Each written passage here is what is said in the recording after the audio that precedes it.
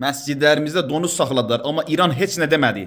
Düzdür, mən məscidə getmirəm, amma məscid dərdi çəkirəm. Məscidin qarşısında lotereya, qumar satılır.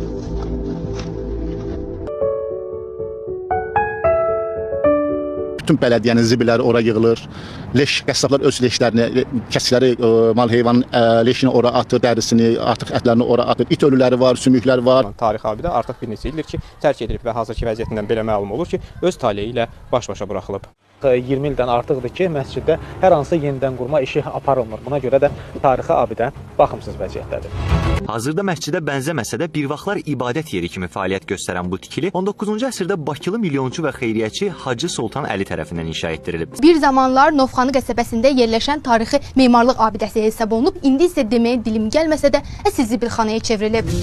Hazırda dayandığımız zirzəmi Əmir Nizaməddin məscidinin zirzəmisidir ki, bayaq da dediyim kimi bu zirzəmdə 4 cəsəd saxlanılır, amma qorunması üçün heç bir tədbir görülmür.